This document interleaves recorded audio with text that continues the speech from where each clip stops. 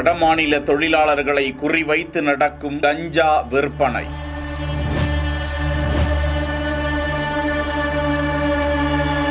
திருப்பூரில் பட்ட பகலில் 5 கிலோ கஞ்சாவுடன் பிடிபட்ட நபர்.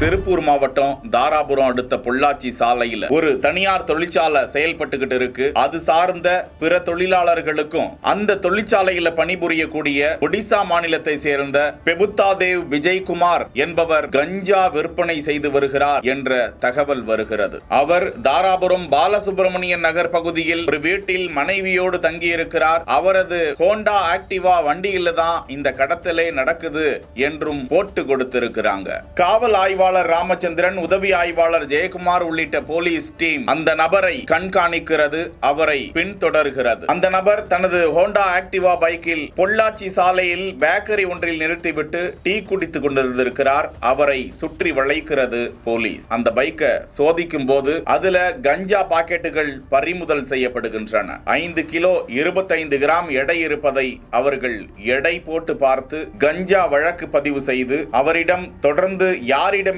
கஞ்சா பெறப்பட்டது, எவ்வளவு நாட்களாக நடக்கிறது என தொடர் விசாரணை நடந்து வருகிறது. அவர் தாராபுரம் நீதிமன்றத்தில் ஆஜர்படுத்தப்பட்டு சிறையில் அடைக்கப்பட்டிருக்கிறார். இந்த நிலையில் கஞ்சா புழக்கங்கள் குறித்து உங்களுக்கு தகவல் தெரிந்தால் அருகாமையில் இருக்கக்கூடிய காவல்துறையினரிடம் இது குறித்து ரகசியமாக தகவல் தெரிவிக்கலாம், உங்களது பெயர் ரகசியமாக வைக்கப்படும் என்று காவல்துறையினர் சுட்டிக்காட்டியிருக்கிறார்கள். இது போன்ற போதை கலாச்சாரத்தை ஒழிப்பதற்கு மக்களும் உதவி செய்ய வேண்டும் என போலீசார் கேட்டுக் கொண்டிருக்கிறார்கள். செய்திகளை உடனுக்குடன் தெரிந்து கொள்ள பிஹைண்ட் வுட்ஸ் நியூஸ் வாட்ஸ்அப் சேனலுடன் இணைந்திருங்கள். செய்திகளை வழங்கியோர் GT ஹாலிடேஸ், மெட்வே ஹாஸ்பிட்டல், சாலையா காட்டன் தோத்தி ஷர்ட்.